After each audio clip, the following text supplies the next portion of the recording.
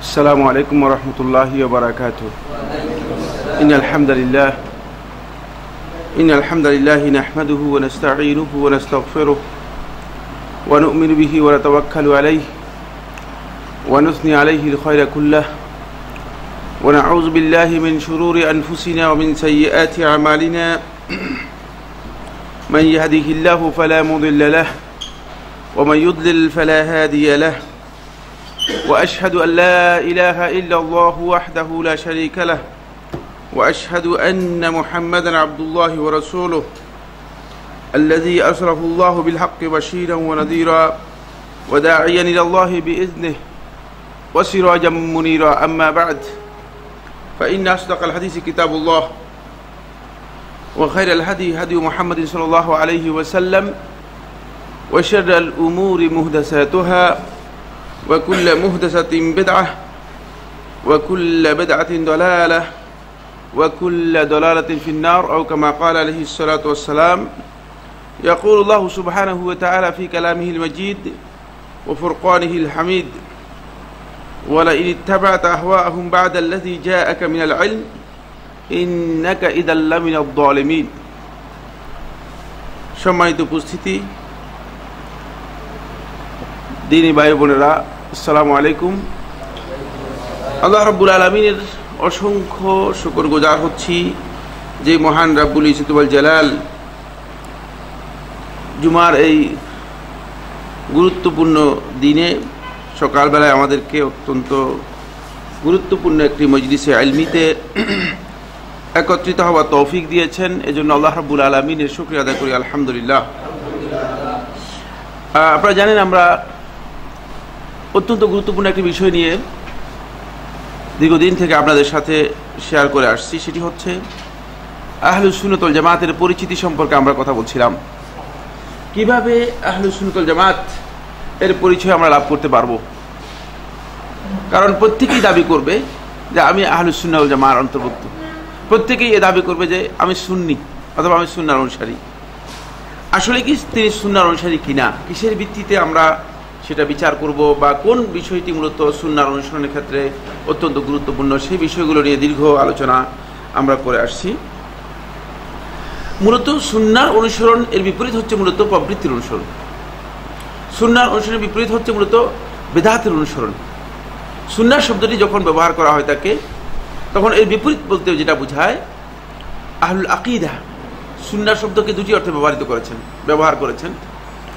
একটি হচ্ছে সুন্নাহ হচ্ছে রাসূলুল্লাহ সাল্লাল্লাহু আলাইহি ওয়াসাল্লাম এর নিয়ম রীতি যেগুলো আছে, আল ওয়াসিয়াতুল কুবরা এর মধ্যে শেখুল ইসলাম ইবনে তাইমিয়া রাহমাতুল্লাহি আলাইহি উল্লেখ করেছেন, সুন্নাহ হচ্ছে আল হাদিউল্লাযী কানা আলাইহি রাসূলুল্লাহ সাল্লাল্লাহু আলাইহি ওয়াসাল্লাম ওয়া আসহাবুহু ইলমান ওয়া আমালান ওয়া ইতিকাদান ওয়া কওলান ওয়া ফি'লান ওয়া মানহাজান। এই হচ্ছে সুন্নাহ।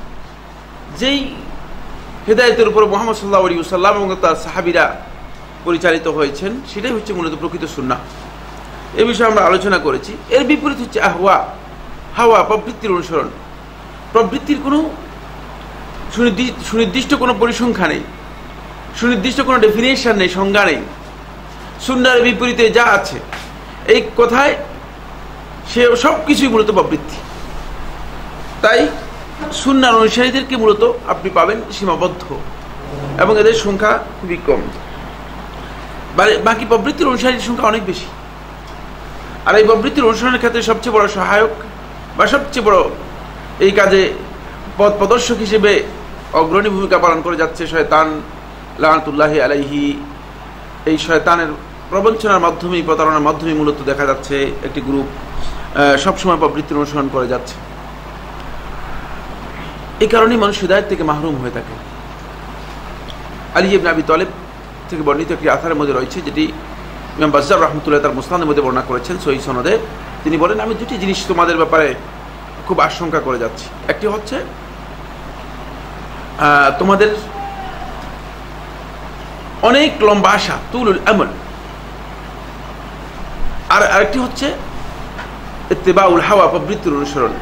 আম্মা তুলুল আমল, যে বড় বড় লম্বা লম্বা আশা, যেমন আমরা অনেকেই শুধু পরিকল্পনা কষি, বড় বড় পরিকল্পনা করা যায় কিভাবে, পরিকল্পনার অঙ্ক কষতে কষতে শেষ পর্যন্ত দেখা যায় যে বাস্তবের কোনো রামগন্ধ আমরা বুঝতে পারি না। কিন্তু আমাদের প্রত্যেকের পরিকল্পনার আগে এই সিদ্ধান্ত জানা উচিত যে আমার এই পরিকল্পনার উপর মূলত আল্লাহ রাব্বুল আলামিনের একটা পরিকল্পনা রয়ে গিয়েছে, এটা জানা দরকার ছিল, কিন্তু সেটা আমরা করি না। ফলে দেখা যায় যে পরিকল্পনার শেষ নেই। তুলুল আমল আম্মা তুলুল আমল ফায়ুনসিকাল আখিরাহ, এই লম্বা লম্বা আশাগুলো মূলত তোমাকে আখিরাতের কথা, তোমার পরবর্তী জীবনের কথা সে ভুলিয়ে দেয়। ফলে দেখা যায় যে মানে কয়েকজনের সাথে আলাপ করেন, কত প্ল্যান, কত যে কোম্পানি করতেছে, কত যে কি করতেছে, কিন্তু সামান্যতম আখিরাতের কথা কোনোদিন আলোচনা করে না। সে আসলে আখিরাতে বিশ্বাসী নয়, তার সমস্যা আছে, আখিরাত সম্পর্কে তার বিশ্বাস যথাযথ হয়নি। দ্বিতীয় পয়েন্ট হচ্ছে প্রবৃত্তির অনুসরণ,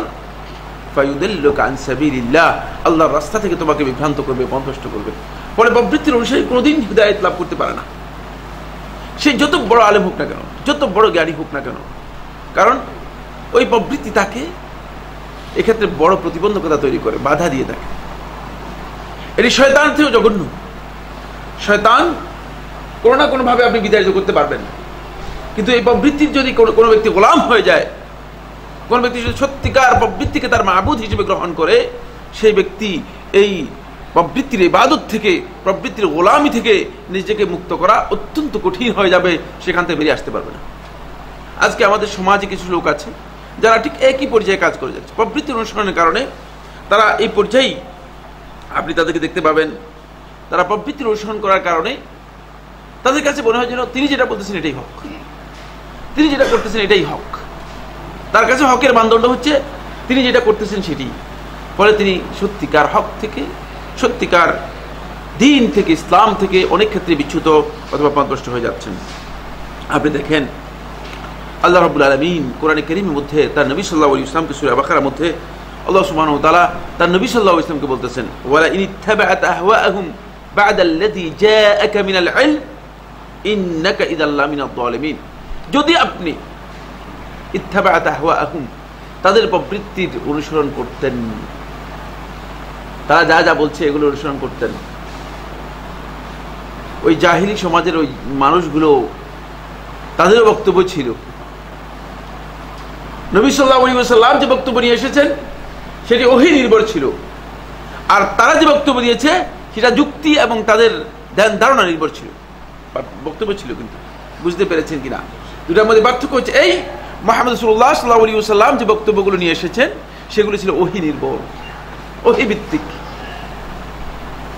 তারা ওই ওহীর মর্যাদা না বুঝে তাদের ধ্যান ধারণা, তাদের চিন্তাধারা, তাদের যুক্তিকে মনে করেছে যে এটি হচ্ছে মূলত ওহীর কাজ, ওহীর সমপর্যায়ের।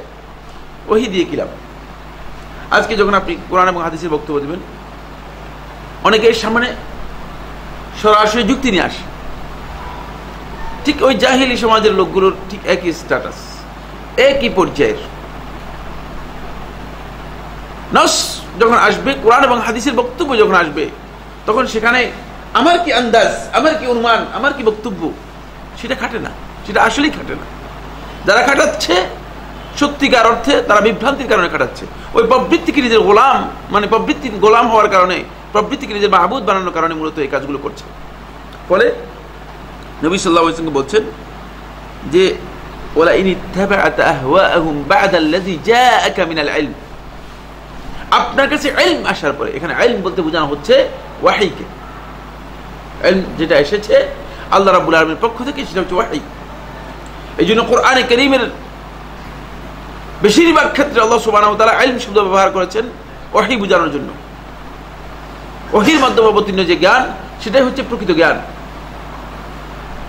জ্ঞানকে দুভাগে ভাগ করা হয়েছে, একটি হচ্ছে আল ইলম, যেটা ওহীর মাধ্যমে অবতীর্ণ হয়েছে, আর একটি হচ্ছে আল মাআরিফ, যেগুলো মানুষ অভিজ্ঞতার মাধ্যমে অর্জন করেছে। বুঝতে পেরেছেন কিনা? আজকে আমাদের যে সায়েন্সের জ্ঞান অথবা ওহীর জ্ঞানের বাইরে মানুষ যে সমস্ত জ্ঞানের এক্সপ্লোর করেছে, আবিষ্কার করেছে, অনেক নলেজ সেখানে আছে। এই সমস্ত নলেজ মূলত এগুলো অভিজ্ঞতার ভিত্তিতে অর্জন করা হয়েছে, এগুলো মুকতাসাব, এগুলো অভিজ্ঞতার ভিত্তিতে অর্জিত। বুঝতে পেরেছেন কিনা? অভিজ্ঞতার ভিত্তিতে যে সমস্ত জ্ঞান অর্জন করা হয়েছে, এই জ্ঞানগুলো মূলত সবগুলোই মূলত মাআরিফ। এগুলো কিন্তু ওহীর মাধ্যমে নয়, এগুলো ওহীর বক্তব্য নয়। এই কারণে এই মাআরিফের মধ্যে আপনি সৌরবিজ্ঞানের কথা বলেন, পদার্থ বিজ্ঞানের কথা বলেন, অথবা প্রাণী বিজ্ঞানের কথা বলেন, যে বিজ্ঞানের কথা বলেন না কেন, সমস্ত তথ্যের মধ্যে কম বেশি কি করছে, ডিফার করছে। আগের লোকেরা যে তথ্য দিয়েছে, পরের লোকেরা কি সেই তথ্য দিচ্ছে না। দেখতে পেরেছেন কিনা? এই পার্থক্যের মূল মৌলিক কারণ হচ্ছে একটাই, সেটি হচ্ছে যেহেতু তারা মূলত অভিজ্ঞতা নির্ভর বক্তব্য দিয়েছে, ওহীর মাধ্যমে কোনো বক্তব্য দেয়নি। কিন্তু ওহীর জ্ঞানের বিষয়টি আপনি যখন সরাসরি বুঝতে পারবেন, তখন দেখবেন কোথাও কোনো ধরনের পার্থক্য নেই। আদম আলাইহিস সালাম থেকে আরম্ভ করে আজকের দিন পর্যন্ত নবুয়তের যে ধারাবাহিকতায় নবীরা যে বক্তব্য দিয়েছেন, এর মধ্যে কোথাও কোনো ধরনের ব্যতিক্রম নেই। কিন্তু একজনের সাথে আরেকজনের কোথাও দেখাও হয়নি, অনেকের সাথে দেখাই হয়নি, এবং বিভিন্ন ভূখণ্ড হওয়ার কারণে দেখা হওয়ার অসম্ভব ছিল। কিন্তু বক্তব্য এক, যেহেতু ওহীর মাধ্যমে তারা তাদের বক্তব্য দিয়েছেন। এই জন্য আল্লাহ সুবহানাহু ওয়া তাআলা বলেছেন, আল্লাযী জাআকা মিনাল ইলম, যে ইলম আপনার কাছে এসেছে, এই ইলমের পরে যদি আপনি তাদের এই প্রবৃত্তির কথা বলেন। এখানে আরেকটি জিনিস আমাদের কাছে এই আয়াতের মাধ্যমে স্পষ্ট হচ্ছে, সেটি হলো এই ইলম এবং প্রবৃত্তি একটা আরেকটার বিপরীত।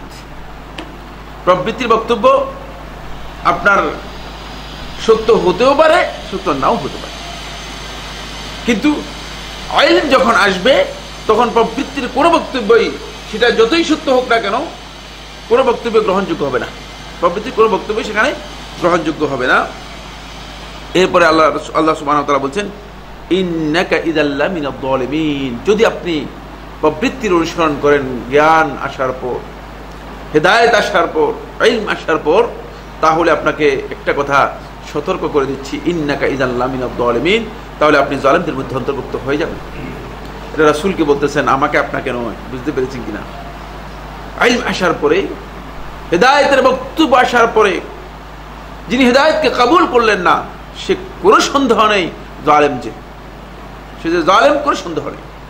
সে যতই নিজেকে দাবি করুক না কেন, আমি অনেক বড় জ্ঞানী, আমি অনেক বড় আলেম, আমি অনেক বড় মুফতি, আমি অনেক কিছু, কিন্তু সেটি আসলেই আল্লাহ এবং তার রাসূলের পরিভাষায় এটা হচ্ছে সবচেয়ে বড় জালেমের লক্ষণ। সে সত্যিকার অর্থে হেদায়েত প্রাপ্ত নয়। সে দাবি করতে পারে, সে হেদায়েত প্রাপ্ত নয়। ফলে আমরা দেখতে পাচ্ছি যে এই আয়াতের মাধ্যমে আল্লাহ সুবহানাহু ওয়া তাআলা রাসূল সাল্লাল্লাহু আলাইহি ওয়াসাল্লামকে বলেছেন, ইলম আসার পরে কোনোভাবেই মূলত প্রবৃত্তির অনুসরণ করা যায় না।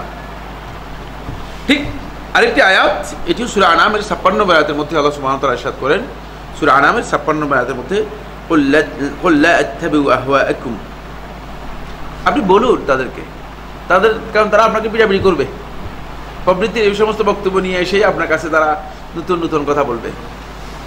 কুল লা আত্তাবিউ আহওয়াআকুম, আমি তোমাদের এই প্রবৃত্তির যে কামনা বাসনা আছে, এই প্রবৃত্তির অনুসরণ আমি করি না, আমি করব না। কাদ দালালতু ইদান, যদি আমি এর অনুসরণ করি তাহলে আমি পথভ্রষ্ট হয়ে গেলাম।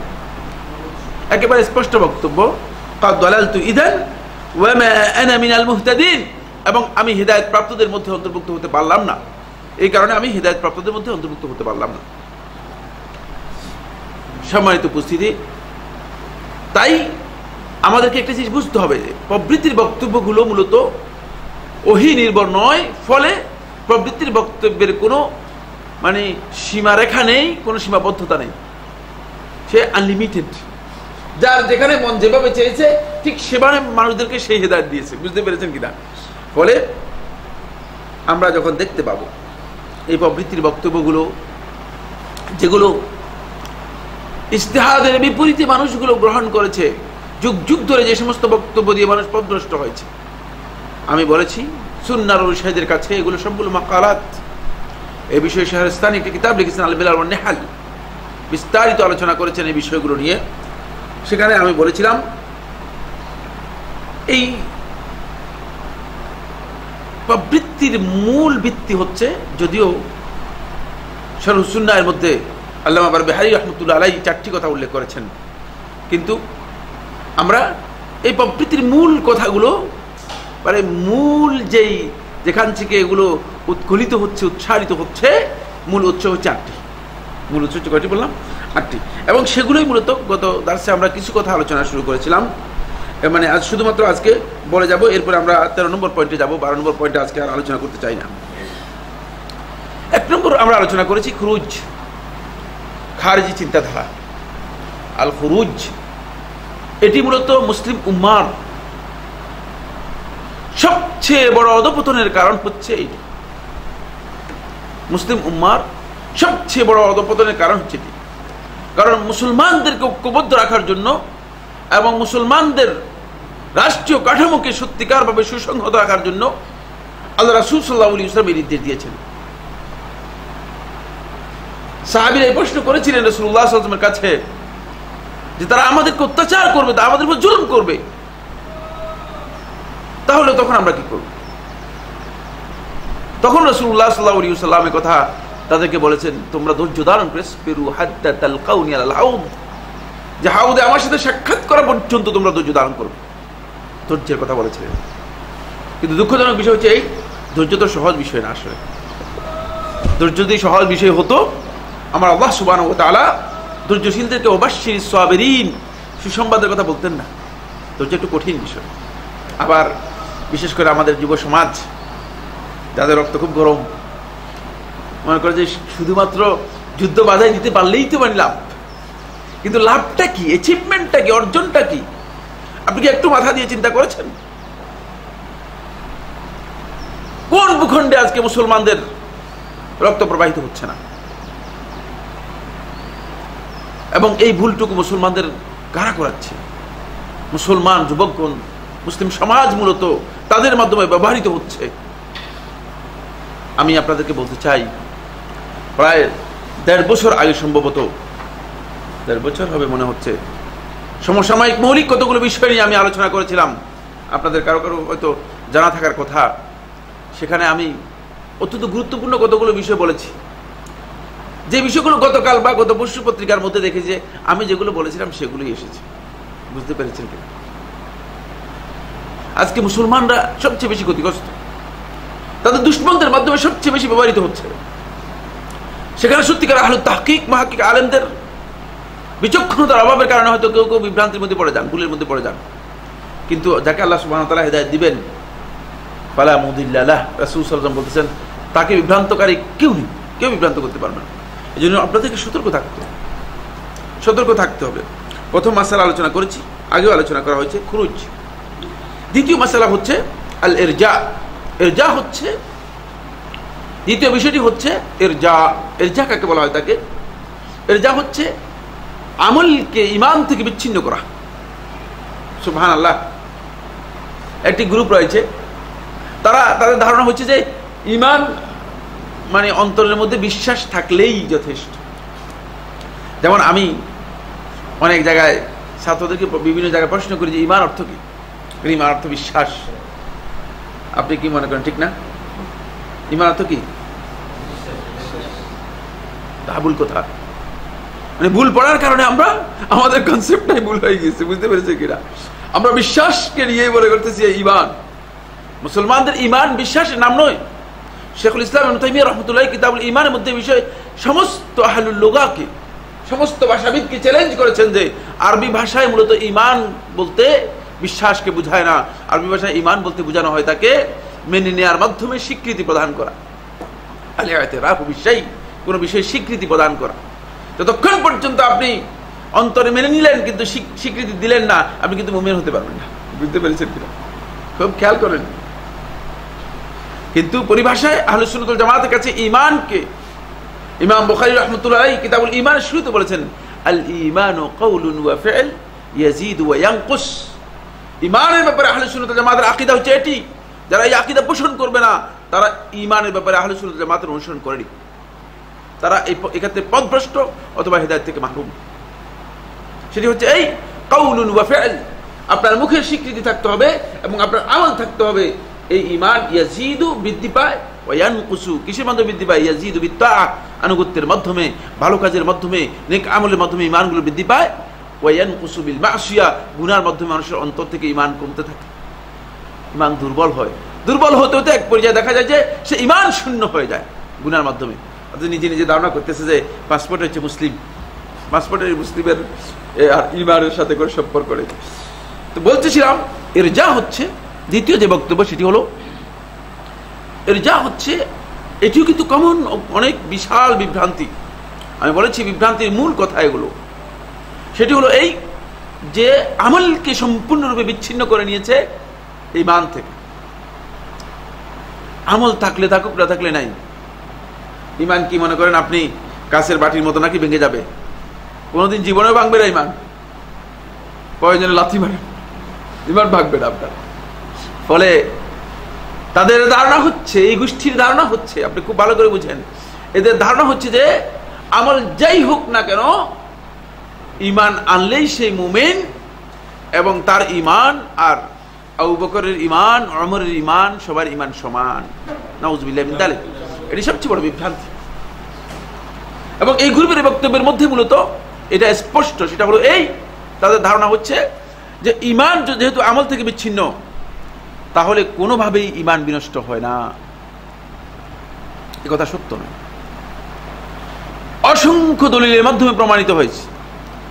এক নম্বর হচ্ছে আল্লাহ রাসূল সাল্লাল্লাহু আলাইহি ওয়াসাল্লাম সালাত বর্জনকারীকে স্পষ্ট কাফির বলেছেন। বলছেন কিনা? বলছেন কিনা? আল্লাহ রাসূল সাল্লাল্লাহু আলাইহি ওয়াসাল্লাম যে ব্যক্তি গণকের কাছে, জ্যোতিষীর কাছে, দৈবজ্ঞের কাছে যাবে এবং তার কথাকে বিশ্বাস করবে, তার সম্পর্কে বলেছেন ফাকাদ কাফারা বিমা উনজিলা আলা মুহাম্মদ, যে মুহাম্মদ সাল্লাল্লাহু আলাইহি ওয়াসাল্লাম যা নাজিল হয়েছে সেক্ষেত্রে সে কুফরি করেছে। বুঝতে পেরেছেন কিনা? আল্লাহ রাসূল সাল্লাল্লাহু আলাইহি ওয়াসাল্লাম স্পষ্ট করেছেন যে ঈমান নষ্ট হয়ে যায় আমলের মাধ্যমে, স্পষ্ট করেছেন। ফলে আল্লাহ রাসূল সাল্লাল্লাহু আলাইহি ওয়াসাল্লামের পরবর্তী সময়ে আবু বকর রাদিয়াল্লাহু তাআলা আনহু শুধুমাত্র তারা যাকাত আদায় করতে অস্বীকার করেছে, যাকাত এর ফরজিয়ত, যাকাত যে ফরজ অপরিহার্য, এটাকে অস্বীকার করে নাই, শুধু যাকাত আদায় করতে অস্বীকার করেছে। তাদেরকে আবু বকর রাদিয়াল্লাহু তাআলা আনহু কাফির সাব্যস্ত করে তাদের সাথে যুদ্ধ করেছেন। করেছেন কিনা? এরা কিন্তু সালাত আদায় করত, সিয়াম পালন করত, জামাতে সালাত আদায় করত, কিন্তু শুধুমাত্র যাকাত দিতে অস্বীকার করেছে। আবু বকর রাদিয়াল্লাহু তাআলা আনহু তাদের সাথে যুদ্ধ করেছে। বুঝতে পেরেছেন? তাহলে বুঝা যাচ্ছে যে এই বক্তব্য সম্পূর্ণ বিভ্রান্ত বক্তব্য, এবং যেই দল লোক মূলত ঈমান থেকে আমলকে বিচ্ছিন্ন করেছেন তাদের যেই দলিলগুলো রয়েছে এটা একটা ভাউতাবাজি। কোরআন হাদিস যদি আপনি বুঝতে না পারেন তাহলে যারা বুঝেছে তাদের কাছে আপনাকে যেতে হবে। বুঝতে পেরেছেন কিনা? যেমন আপনার কাছে একটা যদি আরবিতে একটা চিঠি আসে, তাহলে আরবিতে যে চিঠি আসলো আপনার কাছে, সেই চিঠিটা আপনি বুঝেন না কিছুই, তাহলে যিনি আপনার এই চিঠি বুঝেন তার কাছে আপনাকে যাবেন, আপনি যেতে হবে, ঠিক না? এখন যদি কোরআন হাদিস আপনি না বুঝেন তাহলে আপনি তার কাছে যাবেন। কিন্তু আপনি যদি এমন ব্যক্তির কাছে যান যে কিচ্ছু বুঝে না, আন্দাজের উপর, আমাদের এক বন্ধু গল্পের মতো করে বলতেছিল যে, বলে যে আমার কাছে যখন চিঠিটা আসলো, মানে তিনি উম্মুল কুরা বিশ্ববিদ্যালয়ে তার কাবুল এসেছে, মানে ছাত্র দরখাস্ত করেছিল, মানে সেখানে গ্রান্ট হয়েছে আর কি, ইউনিভার্সিটিতে ভর্তির জন্য তার মানে লেটার এসেছে, এটাকে গ্রান্ট লেটার অথবা শার কাবুল বলা হয় তাকে আরবিতে। তো এই লেটার এসেছে তখন আমাদের নরসিংদীর সবচেয়ে বড় মানে দাওরা হাদিস মাদ্রাসা, ওই মাদ্রাসার হুজুর মৌলভী সাহেবের কাছে নিয়ে গেলাম। দেখলাম যে আমার শুধুমাত্র আগ্রহ যে কি লিখেছে এটার মধ্যে, আর তিনি আরবি জানেন না। বুঝতে পেরেছেন কিনা? আমার কাছে গল্প করতেছিল, তিনি বলতেছিল যে আমার খুব বড় আগ্রহ, অনেক আগ্রহ, যে মানে হুজুর কি বলেন চিঠিটা দেখে, মানে মানে খুব মন ভরে, মানে তার মানে আকাঙ্ক্ষা নিয়ে এসে তাকিয়ে আছে। হুজুর চিঠিটা খুব মনোযোগ সহকারে পড়লো, অনেকক্ষণ পড়লো, অনেকক্ষণ তাকালো, অনেকক্ষণ ইয়ে করলো, অনেকক্ষণ তাকালো, অনেকক্ষণ পড়লো, অনেকক্ষণ তাকানোর পরে শেষে বললো যে আপনার চিঠিটা আমি অত্যন্ত আন্তরিকতার সাথে, মনোযোগের সাথে পুরোটা পড়লাম, দুঃখিত আমি একটা শব্দ বুঝি নেই। এই যে মানে মানে অবস্থা, বুঝলেন? এই যে অবস্থা আমাদের, যদি আপনি না বুঝেন আন্দাজের উপর বক্তব্য দেবেন না, তাহলে আপনি নিজেও বিভ্রান্ত হবেন, আবার অন্যকে বিভ্রান্ত করবেন। বুঝতে পেরেছেন কিনা? নিজেও বিভ্রান্ত হবেন, অন্যকে বিভ্রান্ত করবেন। যাক, সময়ের কারণে আমরা একটু দ্রুত যাই।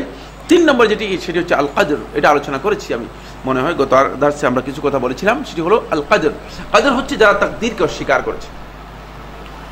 এটি প্রথম শতাব্দীর শেষের দিকে একদল লোক বেরিয়ে আসলো, তারা দেখলো যে তাকদীর এর মাসআলা যদি মেনে নেওয়া হয় তাহলে মানুষ পুতুলের মতো হয়ে যাবে, যেমনি নাচাও তেমনি নাচি, পুতুলের কি দোষ হয়ে যাবে। বুঝতে পেরেছে কিনা? আবিষ্কার করেছে আল্লাহ রাব্বুল আলামিন উপর থেকে আরশে আজিম থেকে রিমোট দিয়ে শুধু আপনাকে নাচাচ্ছে আর আপনি নাচতেছেন। তারা বললো যে না, তাহলে তো তাকদীর মেনে নেওয়া যায় না। আসলে তাকদীর সম্পর্কে সত্যিকার জ্ঞান না থাকার কারণে তাকদীরকে এইভাবে অস্বীকার করেছে। ফলে এই দল লোক একটা সাইডকে কমপ্লিট অস্বীকার করেছে।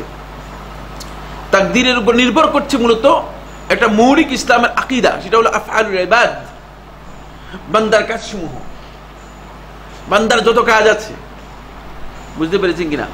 বান্দার যত কাজ আছে মূলত এর উপর শরীয়তটা মূলত এর উপর না, বান্দার যত কাজ আছে সমস্ত কাজই মূলত তাদের ধারণা অনুযায়ী এগুলো বান্দার স্বাধীন ইচ্ছায় হচ্ছে এবং বান্দাই এগুলোর খালেক, স্রষ্টা। নাউযুবিল্লাহি মিন যালিক। আহলে সুন্নাত ওয়াল জামাতের আকীদা হচ্ছে না, বান্দার যত কাজ আছে সবগুলো কাজই আল্লাহ রাব্বুল আলামিনের আমর হুকুমে হচ্ছে এবং এর প্রকৃত খালেক হচ্ছেন আল্লাহ। বান্দা এটাকে চুজ করতেছে, বান্দা এটাকে ইখতিয়ার করার তাকে অধিকার দেওয়া হচ্ছে, সেই ইখতিয়ার অনুযায়ী সে কাজগুলো করছে। মূলত এখানে বান্দার যেই মূল যে অ্যাক্টিভিটি সেটি হচ্ছে বান্দা এটাকে ইখতিয়ার করছে।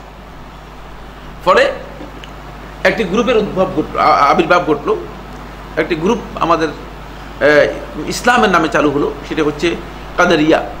এটা কাদেরিয়া নয়, বুঝতে পেরেছেন? কাদেরিয়া বলতে বোঝায় আব্দুল কাদের ইবনে আবি সালেহ আল জিলি এর দিকে নিসবত করে তাদেরকে বলা হয় কাদেরিয়া। আর কাদেরিয়া হচ্ছে যারা তাকদীরকে অস্বীকার করে তাদেরকে বলা হয় কি? কাদেরিয়া। এই কাদেরিয়া গ্রুপের আবির্ভাব হলো। এটা পরবর্তী সময় মুআতাজিলা এবং পরবর্তী সময় একদল দার্শনিকদের আকীদা। সকল দার্শনিক যারা ছিল এরা সবাই এটাকে অস্বীকার করেছে, তাকদীরকে অস্বীকার করেছে। ইসলামের নামে যে সমস্ত সকল দার্শনিক ছিল, এমন আপনারা যাদের নাম বলুন না কেন, ইবনে সিনা থেকে শুরু করে মানে যত দার্শনিক ছিল এরা সবাই মূলত এই আকীদা মানে তাকদীরকে অস্বীকার করেছে। বলছে না, তাকদীর বলতে আমরা কোনো জিনিসকে স্বীকার করি না। কেন আপনারা স্বীকার করেন না? বলছে এটা হতেই পারে না, তাহলে মানুষদেরকে আল্লাহ রাব্বুল আলামিন কিয়ামতের দিন শাস্তি দিতে পারবেন না, আল্লাহ বিপদের মধ্যে পড়ে যাবেন। যাই হোক, এটা 3 নম্বর পয়েন্ট। এই পয়েন্টে মূলত একটা বিশাল গ্রুপ, একটা বড় গ্রুপ মুসলমানদের মধ্যে পথভ্রষ্ট হয়ে গিয়েছে এবং শয়তান এই মাকালা দিয়ে মানে এই বক্তব্যের মাধ্যমে বা এই চিন্তাধারার মাধ্যমে বর্তমানে অসংখ্য লোককে আপনি দেখতে পাবেন যে খুব সহজেই মানুষদেরকে বোঝানো যায় এই বিষয়গুলো। মানে আপনি যদি দিনের ব্যাপারগুলো আছে সেগুলো আপনি বুঝাতে যত কঠিন, এটাকে খুব সহজে আপনি বুঝাতে পারবেন। ফলে আপনি একজনকে বলে দিবেন যে ভাই কিভাবে সম্ভব, সব তো আপনার সৃষ্টির মানে সমস্ত মাখলুকাতের সৃষ্টির 50,000 বছর আগে লেখা হয়ে গেছে, সুতরাং আপনার দোষটা কি আপনি একটু বের করে দেন। আপনি তো সবই বলবেন মাশাআল্লাহ, আসলেই তো আমার কোনো দোষ আমি দেখি না, দোষটা পুরোটাই আল্লাহ। বুঝতে পেরেছে কিনা?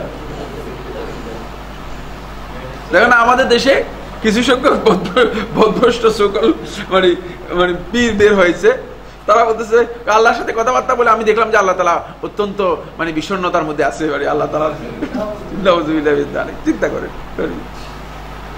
আল্লাহ। খুদ শয়তান এই সমস্ত লোকদের বক্তব্য এবং আমল দেখে মূলত শয়তান নিজেই নির্বিকার হয়ে যাচ্ছে। বুঝতে পেরেছে কিনা? শয়তান নিজেই হতবাক হচ্ছে যে আমি মানে আমি নিজের শয়তানের কি লাভ হয়েছে, আমার কোন লাভ হয়নি। এই সমস্ত আদম সন্তানদের অবস্থা এত জঘন্য যে, অথচ মানে এই লোকগুলোর কাছে কিছু ইনোসেন্ট মানুষ, নিরীহ মানুষ, সাধারণ পাবলিক, সেখানে এই সমস্ত লোকদের কাছে গিয়ে তারা মুরিদ হয়ে তাদের ইমানকে বিক্রি করে দিয়ে চলে আসতেছে। ইমান নিয়ে গিয়ে ইমান বিক্রি করে খালি হয়ে চলে আসতেছে আর খুব খুশি হচ্ছে। বলতেছে কেউ খালি হাতে ফিরে না, খালি হাত নয়, হাত এবং বুক দুটাকেই খালি করে আপনি ফিরে আসছেন, আপনার ইমান সহ আপনি খালি হয়ে ফিরে আসছেন। অন্তপক্ষে কিছু নিয়ে গিয়েছিলেন সেটাও শেষ, হাতের মধ্যে তো কিছুই দেখি না আপনার, আসছেন আপনি কিছুই নিয়ে আসতে পারেননি। বিশাল বিভ্রান্তির মধ্যে আমাদের মধ্যে রয়েছে। এটা হলো কাদরিয়া গ্রুপ। 4 নম্বর যে গ্রুপটি বের হলো, এটা কাদরিয়াদেরই একটি এডিশন, নতুনভাবে এডিশন হচ্ছে আল ইতিজাল। মুতাজিলারা, মুতাজিলাদের বর্তমানে অস্তিত্ব রয়েছে এবং তারা অত্যন্ত মানে বিভ্রান্তি আমাদের সমাজের মধ্যে তারা বিভিন্নভাবে ছড়াচ্ছে, বিভিন্নভাবে সমাজের মধ্যে বিভ্রান্তি ছড়াচ্ছে। এই মুতাজিলাদের মূল বক্তব্য যেটি সেটি হচ্ছে এই, তাদের মূল কথা যেটি সেটি হলো এই, তারা মূলত আল্লাহ রাব্বুল আলামিনের মৌলিক যে আকীদাগত বিষয়গুলো রয়েছে, আসমা এবং সিফাত, সবগুলোকে অস্বীকার করেছে। আল্লাহ তাআলার আসমা এবং সিফাত সবগুলোকে অস্বীকার করেছে। এই বিষয়ে আমরা দৃষ্টি আকর্ষণ করেছি গত দার্সের মধ্যে। 5 নম্বর হচ্ছে আত-তাশাইয়ুর। তাশাইয়ুর হচ্ছে শিয়া দৃষ্টিভঙ্গি। এর মারাহেল রয়েছে। খুব গুরুত্বপূর্ণ একটি তথ্য আপনাদেরকে দেব। অনেকের এই বিষয় সম্পর্কে হয়তো স্পষ্ট ধারণা নেই। এর একটু মারাহেল রয়েছে। মারাহেল বলা হয় স্টেজেস, স্টেজ রয়েছে, বুঝতে পেরেছেন কি, পর্যায়ে রয়েছে। এর পর্যায়গুলো প্রথম পর্যায়ে মানে যখন এই শিয়া চিন্তাধারার উদ্ভব ঘটে, প্রথম পর্যায়ে আত-তাশাইয়ুর বলতে বোঝানো হতো যেটা, সেটি হচ্ছে এই যে একদল লোকের ধারণা ছিল যে আলী ইবনে আবি তালিব রাদিয়াল্লাহু তাআলা আনহু খেলাফতের মানে দিক থেকে, খলিফা হওয়ার দিক থেকে আলী ইবনে আবি তালিব রাদিয়াল্লাহু তাআলা আনহু সবচেয়ে বেশি হকদার ছিলেন। কারণ একদিক থেকে রাসূল সাল্লাল্লাহু আলাইহি ওয়াসাল্লামের চাচাতো ভাই, আর একদিক থেকে রাসূল সাল্লাল্লাহু আলাইহি ওয়াসাল্লামের মেয়ের জামাই। স্বাভাবিক নিয়ম অনুযায়ী আপনারা যারা রাজতন্ত্রে বিশ্বাসী অথবা পরিবারতন্ত্রে বিশ্বাসী, বিশেষ করে বাংলাদেশি যারা আছে, এটা তো পরিবারতন্ত্র বিশ্বাসী, ঠিক না? তো এদের সবারই বক্তব্য হওয়া উচিত যে মানে হিসাব অনুযায়ী ক্ষমতা পাবে মানে কে, আলী ইবনে আবি তালিব। খেলাফত কে পাবে হিসাব অনুযায়ী? আলী ইবনে আবি তালিব, যেহেতু রাসূল সাল্লাল্লাহু আলাইহি ওয়াসাল্লামের মেয়ের জামাই, ঠিক কিনা? আরেক দিক থেকে চাচাতো ভাই, খুব ঘনিষ্ঠ, সব মিলিয়ে। আর সর্বপ্রথম যিনি ইসলাম গ্রহণ করেছেন আল্লাহ রাসূল সাল্লাল্লাহু আলাইহি ওয়াসাল্লামের কাছে, তাদের মধ্যে একজন, বুঝতে পেরেছেন কিনা?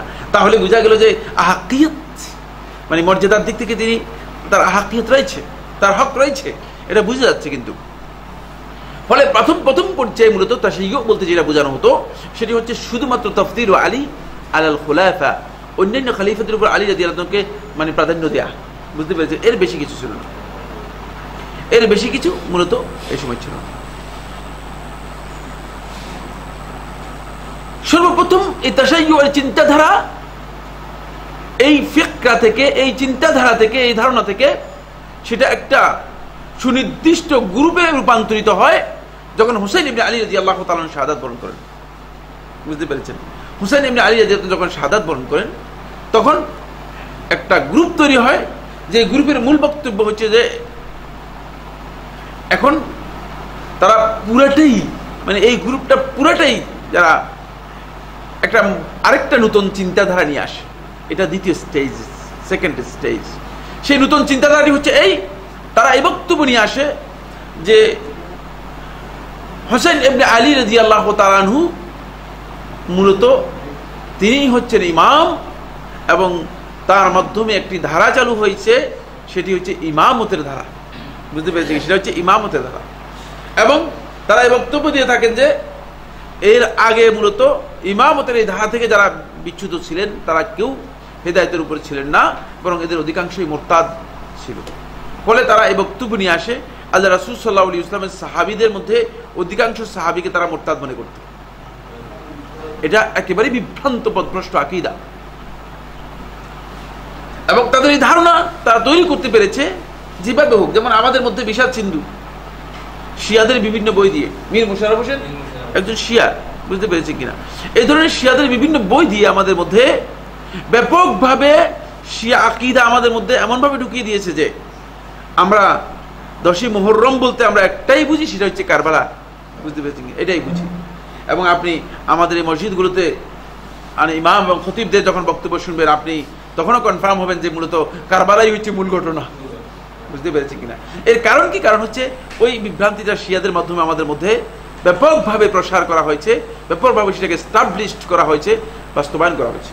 ফলে সেখানে একটা গ্রুপ তৈরি হয়, যে গ্রুপ মূলত আল্লাহ রাসূল সাল্লাল্লাহু আলাইহি ওয়াসাল্লামের সুন্নাহর অনুসারী এবং সাহাবীদের অনুসরণ যারা করেছে, এদের সবাইকে এক বাক্যে ইসলাম থেকে খারিজ করে দিয়ে মুরতাদ সাব্যস্ত করে দিয়েছে, এবং তারা নিজেদেরকেই শুধুমাত্র হেদায়েতের উপর প্রতিষ্ঠিত।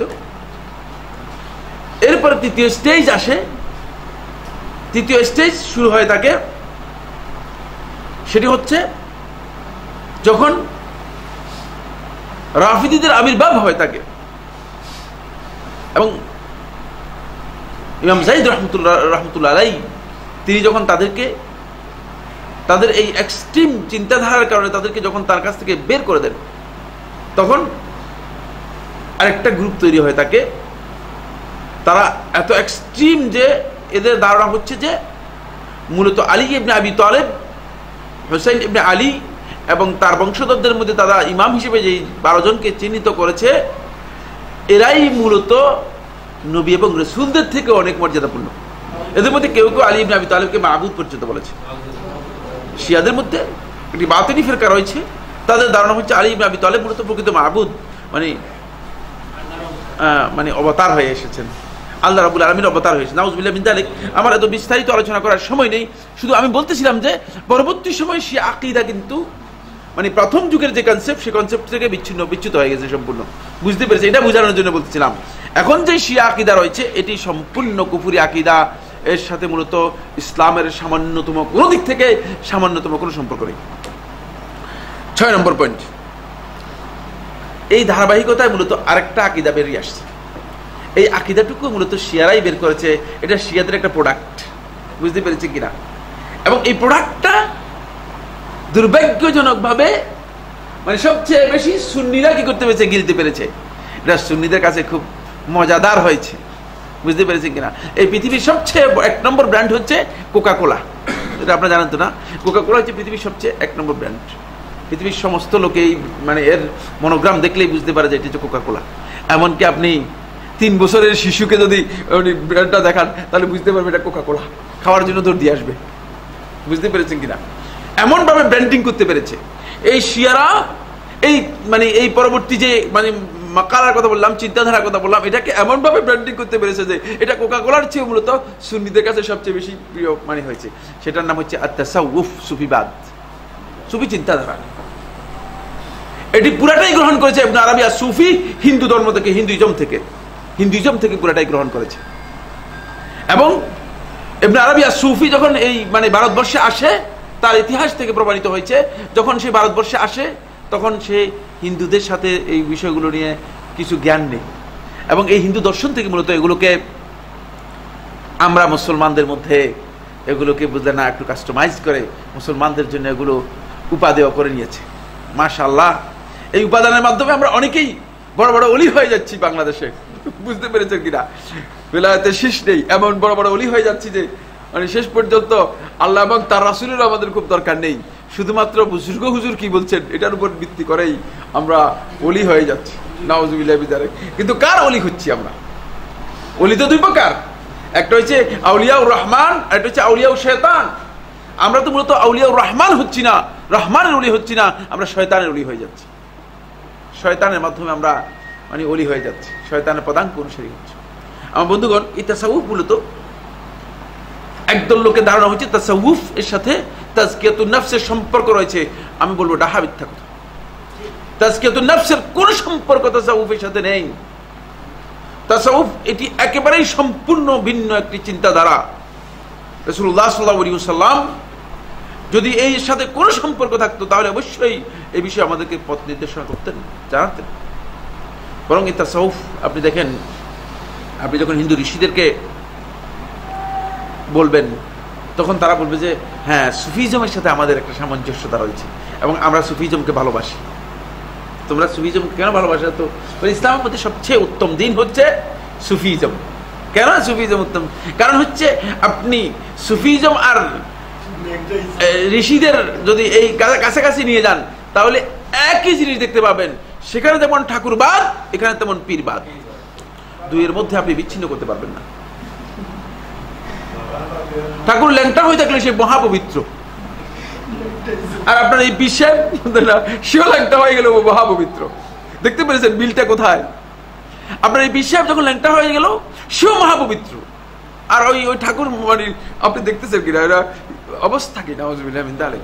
বিবেক দিয়ে এটাকে ইবাদত বলা তো দূরের কথা, এই কাজগুলোকে ইবাদত হিসেবে ইন্ডিকেট করা তো দূরের কথা, বরং বিবেক দিয়ে এই কথা বলাও এটা মানব সমাজে করা যায়, সেই কাজগুলো এরা করতেছে, আর এরা আমাদের সমাজের মধ্যে নিজেরা বিভিন্ন ভিন্ন লকব তৈরি করে নিয়ে সুফিজমকে প্রতিষ্ঠা করার জন্য চেষ্টা করছে। এই তাসাউফের আবির্ভাব যখন ঘটেছে বা তাসাউফ যখন এস্টাবলিশ হয়েছে, এখন এটাকে আপনি তাসাউফকে আপনি কিভাবে এস্টাবলিশমেন্ট দিবেন, কিভাবে মিলাবেন? নবী সাল্লাল্লাহু আলাইহি ওয়াসাল্লাম হাদিস নেই, কিচ্ছু নেই। তখন তারা দেখলো যে ব্যতীত নেই, বললো যে এর জন্য আমাদের পথ হচ্ছে, এটা তো মারিফত চর্চা, এটা শরীয়ত চর্চা নয়। বুঝতে পেরেছে কিনা? বলছে যে শরীয়তের বক্তব্য 30,000 এগুলো রাসূল সাল্লাল্লাহু আলাইহি ওয়াসাল্লাম দিয়ে গেছেন, আর বাকি এই 60,000 বক্তব্য রাসূল সাল্লাল্লাহু আলাইহি ওয়াসাল্লাম প্রকাশ করে দেন না, গোপন করে গেছেন। এই গোপনীয় এগুলো তো গোপনটা আপনি পেলেন কোথায়? রাসূলের সাথে কবে বৈঠক হলো আপনার সাথে যে গোপনগুলো আপনাকে দিয়ে গেল ভিন্নভাবে? নাউযুবিল্লাহ মিন যালিক। ফলে এই সুফি চিন্তাধারার মধ্যে তারা দিনকে বিচ্ছিন্ন করেছে, 4টি ভাগে ভাগ করে নিয়েছে। দিনকে বিচ্ছিন্ন করে 4টি ভাগে ভাগ করে নিয়েছে। প্রথম ভাগ হচ্ছে শরীয়ত। শরীয়তকে ইবনে আরবিয়া সুফি বলছে যে কালকেশির, এটা হলো খোসার মতো। কিসের বুঝুন তো? মানে আপনার তো আরবি বুঝে না অনেকে। কেশির হচ্ছে মানে একটা ফলের উপরে যে খোসা আছে, খোসা খোসা আপনার খান কিনা? নারিকেলের উপরে খোসা, এটা আপনার খান কিনা? খোসার মধ্যে কিচ্ছু নাই। তুমি মিয়া খোসা নিয়ে আছো, তোমার কাছে হচ্ছে খোসা, তুমি খোসা নিয়ে আছো, নারিকেলের উপরে রসটা নিয়ে আছো। তারা এটাকে বলছে কেশির, এটা কিচ্ছু না। তাহলে শরীয়তের পরে এরপরে কাজ কি? তারপর হচ্ছে শরীয়তের পরে হচ্ছে তরিকত। তরিকত হচ্ছে কি জিনিস? তাদের বক্তব্য অনুযায়ী, এ বিষয়ে আমাদের বিস্তারিত আলোচনা বিভিন্ন জায়গায় আপনারা পাবেন। মানে শুধু ইঙ্গিত, তরিকত হচ্ছে তাদের বক্তব্য অনুযায়ী, সেটা হলো এই যে কোরআন এবং হাদিস বাদ দিয়ে আপনার মুর্শিদ যে পথ আপনাকে দেখিয়েছে সেই পথে একেবারে চোখ বন্ধ করে অন্ধ আনুগত্য করে, নাম হচ্ছে তরিকত। তরিকতটা হচ্ছে এটি। কোরআন এবং হাদিসের সেখানে কোন ধরনের নাম নেই, এমনকি সেখানে প্রশ্ন করাও হারাম। যেমন আজকে আপনি দেখতে পাবেন সকল একটা জামাত বের হয়েছে, বললেন তারা নাম দিয়েছে তাবলীগ। আসলে তাবলীগের সাথে ইসলামের মানে ইসলামের তাবলীগের সাথে কোনো সম্পর্ক নেই। তাদের কাছেও আপনি প্রশ্ন করবেন, প্রশ্ন করা হারাম। প্রশ্ন করবেন আপনি, তাহলে আপনাকে বলবে যে ভাই আপনি এখানে থাকেন না, প্রশ্নই হারাম। অথচ রাসূল সাল্লাল্লাহু আলাইহি ওয়াসাল্লামের কাছে এসে প্রশ্ন করেছেন, ঠিক কিনা? প্রশ্ন করছেন কিনা? শুধু প্রশ্ন করছেন তা নয়, আল্লাহ রাসূল সাল্লাল্লাহু আলাইহি ওয়াসাল্লামকে প্রশ্ন করার পর আল্লাহ রাসূল সাল্লাল্লাহু আলাইহি ওয়াসাল্লামকে বিভিন্ন বিষয়ে কনফার্ম করার জন্য বেদুইন এসে জিজ্ঞেস করতেন, আল্লাহু আমারাকা বিহাদা। সহিহ মুসলিমের riwayat-এর মধ্যে এসেছে, আল্লাহ রাব্বুল আলামিন কি তোমাকে এই নির্দেশ দিয়েছে কিনা বলো। রাসূল সাল্লাল্লাহু আলাইহি ওয়াসাল্লাম বলছেন। তারপরেও কনফার্ম হওয়ার জন্য আল্লাহ রাসূল সাল্লাল্লাহু আলাইহি ওয়াসাল্লাম বলতেছেন, আল্লাহু আমারাকা বিহাদা, এটা কি আল্লাহ তাআলা নির্দেশ দিয়েছেন না তুমি নিজেই তৈরি করে বলে দিচ্ছ আমাদেরকে? চিন্তা করেন, কিচ্ছু বলেন নাই, বলছেন আল্লাহই আমাকে নির্দেশ দিয়েছে। আর আমাদের এখানে প্রশ্ন করলে, এই বেয়াদব কোত্থেকে আসলো রে আমার দাসের মধ্যে, এরপরে লাথি মেরে বের করে দাও, বুঝলেন, এরপরে থুতু মারো, ইত্যাদি ইত্যাদি। বুঝতে পেরেছেন কিনা? মানে শয়তান কতভাবে আমাদেরকে পথভ্রষ্ট বিভ্রান্ত করছে। বলতেছিলাম যেটি, সেটি হলো এই তাসাউফের চিন্তাধারা যখন আমাদের সমাজের মধ্যে আসে, তখন গোটা দিনটাই মূলত তাসাউফের মাধ্যমে বিকৃত হয়ে যায়। ইসলামের মূল ধারা থেকে সম্পূর্ণ বিচ্ছিন্ন করে দিয়ে, মানে তারা নিজেরাই নিজেদের দিন তৈরি করে নেয়, এর নাম দিয়েছে তরিকত। আল্লাহকে কিভাবে পাবেন? আমাদের হুজুর বলতেছিলেন, চোখ বন্ধ করে বাবা ইয়া বাদি ইয়া বাদি ইয়া বাদি করতে থাকো, দেখবে যে আরশে উঠে গেছে তোমরা। আরে বাবা, এই তরিকা কোত্থেকে বের করলেন আপনি বাবা?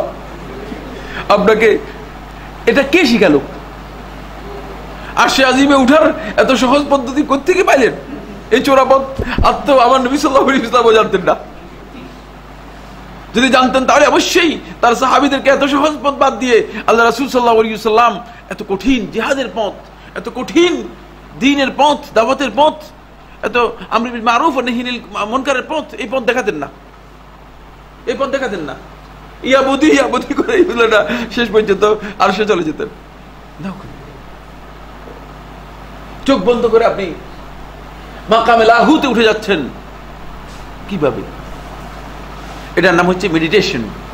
এটার নতুন এডিশন হয়েছে, এটার এডিশন নতুন হয়েছে, বুঝলেন? এই মেডিটেশন মূলত সেটাও একই, এবং এই ইবাদত গ্রহণ করা হয়েছে মূলত ইসলাম থেকে নয়, কারণ মুহাম্মদ রাসূলুল্লাহ সাল্লাল্লাহু আলাইহি ওয়াসাল্লাম কোথাও মেডিটেশন করেন নাই। তারা একটা বিভ্রান্তি আমাদের সমাজের মধ্যে বিস্তার করার চেষ্টা করছে, সেটি হচ্ছে এই রাসূলুল্লাহ সাল্লাল্লাহু আলাইহি ওয়াসাল্লাম গারে হেরাতে, হেরা পর্বতের মধ্যে রাসূলুল্লাহ সাল্লাল্লাহু আলাইহি ওয়াসাল্লাম, কেউ কেউ বলছেন যে এটা কেউ অনুবাদ করে যে ধ্যান করেছিলেন, মিথ্যা মিথ্যা ডাহা মিথ্যা। ধ্যান শব্দ রাসূলুল্লাহ সাল্লাল্লাহু আলাইহি ওয়াসাল্লামের এই বর্ণনার মধ্যে আয়েশা রাদিয়াল্লাহু আনহা সহিহ বুখারী হাদিসের মধ্যে বলেছেন কানা ইয়াতাহান্নাসু, ইয়াতাহান্নাস হলো ইয়াতাআব্বাদ, ইবাদত, এটি ধ্যান নয়, এটি ইবাদত। এবং রাসূলুল্লাহ সাল্লাল্লাহু আলাইহি ওয়াসাল্লামের ইবাদত গুলো ছিল মানে আল্লাহ সুবহানাহু ওয়া তাআলা এই মাখলুকাত সম্পর্কে রাসূল সাল্লাল্লাহু আলাইহি ওয়াসাল্লাম গবেষণা করতেছিলেন, চিন্তা করতেছিলেন, যেটি আল্লাহ রাব্বুল আলামিন কোরআনের মধ্যে বলেছেন লিকাওমি ইয়াতাফাক্কারুন, যাতে চিন্তা করতে পারেন। এবং এর কোন ধরন কোন ব্যক্তি নিজের ইজতিহাদের মাধ্যমে বলার সুযোগ নেই, যেহেতু হাদিসের কোথাও রাসূলুল্লাহ সাল্লাল্লাহু আলাইহি ওয়াসাল্লাম কি ইবাদত করেছেন সেটা আসেনি। জানা আসবে কোথেকে? আমি কোথেকে তথ্য দিব আপনাদেরকে বলেন? মিথ্যা বলা ছাড়া, মিথ্যা তৈরি করে বলা ছাড়া আমি কোথেকে তথ্য দিব? আমার কাছে তথ্য নেই। রাসূলুল্লাহ সাল্লাল্লাহু আলাইহি ওয়াসাল্লামের এই কাজকে ধ্যান হিসেবে আখ্যায়িত করে আমাদের একদল লোক আবিষ্কার করেছেন, এখন ধ্যানের দিন আবিষ্কার করেছেন। ধ্যানের সাথে ইসলামের সামান্যতম কোনো সম্পর্ক নেই, সামঞ্জস্যতা নেই। আজকে আমরা আর আলোচনা করতে পারলাম না সময়ের কারণে। ইনশাআল্লাহ তাআলা পরবর্তীতে আলোচনা হবে। আমরা এই পয়েন্টে যতটুকু অগ্রসর হয়েছি সেই পয়েন্ট থেকে ইনশাআল্লাহ তাআলা পরবর্তী কথা বলবো। ইবাদতের ক্ষেত্রে ফরজ, সুন্নত, ওয়াজিব, নফল এর সংজ্ঞা কি? অনেক বড় প্রশ্ন করেছেন, এই প্রশ্নের উত্তর দেওয়ার মতো সময় নেই। ফরজ যেটি হচ্ছে আল্লাহ রাব্বুল আলামিন মানুষের উপর বাধ্যতামূলক করেছেন, অব্লিগেশন দিয়েছেন। সুন্নাত মানে যেটা করলে সওয়াব আছে, না করলে গুনাহ নেই, যেটা আপনাকে মানে বাধ্যতামূলকভাবে করার জন্য বলা হয়নি। ওয়াজিব এবং ফরজ একই অর্থে, শরীয়তের পরিভাষায় ওয়াজিব এবং ফরজের মধ্যে কোনো পার্থক্য নেই। নফল যেটা ফরজ ওয়াজিব এগুলো সাব্যস্ত হয় নাই, অতিরিক্ত কাজ, সেটাকে নফল বলা হয় থাকে। নবী সাল্লাল্লাহু আলাইহি ওয়াসাল্লামের সময় কি এগুলোকে কিভাবে চিহ্নিত করা হতো? নবী সাল্লাল্লাহু আলাইহি ওয়াসাল্লামের সময় এগুলোকে সুনির্দিষ্ট কোনো পরিভাষার মাধ্যমে চিহ্নিত করা হতো না, শুধুমাত্র রাসূলুল্লাহ সাল্লাল্লাহু আলাইহি ওয়াসাল্লাম করেছেন, সাহাবীরা সেটাকেই করতেন, সেভাবেই আমল করতেন। এগুলো পরবর্তী সময় উম্মাত যাতে সহজভাবে আমল করতে পারে এই জন্য উলামায়ে কেরাম ইজতিহাদ করে বের করেছেন। বুঝতে পেরেছেন কিনা? কিন্তু ইজতিহাদ করেছেন, দলিলের ভিত্তিতে ইজতিহাদ করেছেন, এবং এই ক্ষেত্রে মানে এটা কোনো বেদাত নয়। বেদাত নয় এই জন্য যেহেতু এই ইজতিহাদগুলো যারা করেছেন তারা দলিলের ভিত্তিতে ইজতিহাদ করেছেন, এবং গোটা উম্মাহ মূলত এই ইজতিহাদের উপর কি হয়েছে? একমত হয়েছে, এবং সেখানে ইজমা রয়েছে। আমাদের সমাজে কোরআনের তাফসীর গ্রন্থগুলোর মধ্যে ইবনে কাসির বা মাআরিফুল কোরআন গ্রন্থটি বেশিরভাগ মানুষ পড়ে থাকে। এই গ্রন্থগুলো সম্পর্কে আপনার মূল্যায়ন কি? আমি মূল্যায়ন করার কে আছে? এক নম্বর হচ্ছে ইবনে কাসির রাহমাতুল্লাহ আলাইহি যে তাফসীরটি লিখেছেন, এটা তাফসীর বিল মাসুর বলা হয় থাকে। এটি মূলত সনদের মাধ্যমে বর্ণিত তাফসীর। বুঝতে পেরেছেন কিনা? তাফসীর বিল মাসুর যদি সনদের মাধ্যমে কোনো তাফসীর আসে, তখন আপনার ওই তাফসীর পড়তে হলে একটু জ্ঞান থাকতে হবে যে মানে এই সনদ হাদিসের ঠিক আছে কিনা। বুঝতে পেরেছেন কিনা? এখন আপনি বুঝতে পারছেন যে কি বলতে বলছি, বুঝছেন তো? না বুঝেন না আপনারা? তাহলে আপনাকে এই জ্ঞান রাখতে হবে যে আসলে এর সনদ ঠিক আছে কিনা। কারণ তিনি তো সনদের মাধ্যমে উল্লেখ করে দিয়েছেন, তিনি সনদের ব্যাপারে কোথাও মন্তব্য করেছেন, কোথাও মন্তব্য করেন নাই। কারণ তিনি যে সমস্ত ব্যাপার সহজ রয়েছে তিনি মন্তব্য করেন নাই, তার কাছে হাদিসের বিষয়গুলো ছিল সাধারণ বিষয়, এই জন্য তিনি আর মন্তব্য করেন নাই যে এটা সনদ দেখলেই লোকেরা মনে করবে যে এটা গ্রহণযোগ্য নয়। এই জন্য সেখানে কিন্তু সব কথা সহি নয়। বুঝতে পেরেছেন? আর মাআরিফুল কোরআন এটা সুফিবাদী তাফসীর, এটা তাফসীর সুফিয়া, সুফি দর্শনের বিশ্বাসী যে তাফসীর, অল্প আগে যেটা বললাম, এখানে যা আছে ইসলামের নামে ঢুকাই দেওয়া যায় সব কিছু ঢুকাই দিয়েছেন। অধিকাংশ নকল করেছে আলুসি এর রুহুল মাআনি থেকে, যেটা সম্পূর্ণ পথভ্রষ্ট একটি তাফসীর বলা যেতে পারে, যেখানে মিথ্যা কথার শেষ নাই, এত মিথ্যা কথা উল্লেখ করা হয়েছে। আচ্ছা, আমরা কোরআনের তাফসীর পড়ার জন্য কোন বইটি কিনতে পারি? তাফসীরের জন্য মূলত এখনো বিশুদ্ধ তাফসীর বাংলা ভাষায় মানে খুব ভালো মানের কোনো অনুদিত অনুবাদ বা ভালো মানের কোনো তাফসিরের মৌলিক কোনো গ্রন্থ আমি দেখিনি। একটি তাফসির ইতিমধ্যে মানে প্রকাশ করা হয়েছে আহসানুল বায়ান নাম দিয়ে, আহসানুল বায়ান 3 খণ্ডে। এটা আপনারা হয়তো বাংলাতেই বলছি, এমন এটা আপনারা হয়তো নিতে পারেন। কিন্তু আপনারা সবচেয়ে বেশি উপকৃত হবেন সেটা হলো আপনারা যদি তাফসির ইবনে কাসির পড়তে পারেন এবং সেখানে যে সনদের রয়েছে সহিহ সনদের বক্তব্যগুলো নিতে পারেন। তাফসির ইবনে কাসির আপনারা নিতে পারেন। আসসালামু আলাইকুম। ওয়ালাইকুম সালাম। নবী সাল্লাল্লাহু আলাইহি ওয়াসাল্লাম বলেছেন, এক সকাল এক বিকাল আল্লাহর রাস্তায় অতিবাহিত করা দুনিয়ার যা কিছু আছে তার চেয়ে উত্তম। এক সকাল ও এক বিকাল বলতে কি বুঝায়? এত সহজ কথা, সকাল আর বিকালও আপনারা বুঝেন না, আমার জিজ্ঞেস করছেন। কি প্রশ্ন করলেন আপনি? এখানে সকাল বিকাল বলতে বোঝানো হয়েছে আল্লাহর রাস্তা হলো ইসলামী রাষ্ট্রের সীমান্ত পাহারা দেওয়ার মাসআলা। এটি সকাল বিকাল ফালতু কাজ করার জন্য নয়, বুঝলেন না? মানে সকালবেলা আপনি ইসলামী রাষ্ট্রের মানে সীমান্ত পাহারা কাজ করলেন, অথবা বিকালবেলা ইসলামী রাষ্ট্রের একটা সকাল দিলেন, বুঝলেন, অথবা একটা বিকাল দিলেন, তাহলে আপনার এই ফজিলত আপনি লাভ করতে পারবেন। এটি শুধুমাত্র জিহাদ ফি সাবিলিল্লাহের মাসআলা, এর বেশি নয়। সর্বশেষ মনে হয় হজে বাইতুল্লাহর দিকে বা তাওয়াফের সময় 120টি রহমত পাওয়া যায় কি না, এই হাদিস মিথ্যা। এটি ফাকিহানি আখবার মাক্কার মধ্যে উল্লেখ করেছেন, এটি মিথ্যা বক্তব্য। মদিনা মুনাওয়ারা 40 ওয়াক্ত সালাত আদায় করা, না 40 ওয়াক্ত নয়, সালাত তো আপনার সবটাই আদায় করতে হবে, ফরজ তো পুরাটাই, শুধু 40 ওয়াক্ত ফরজ আর বাকিটা নফল হয়ে যাবে, ব্যাপারটা এমন কিনা? সমস্ত সালাতই তো ফরজ।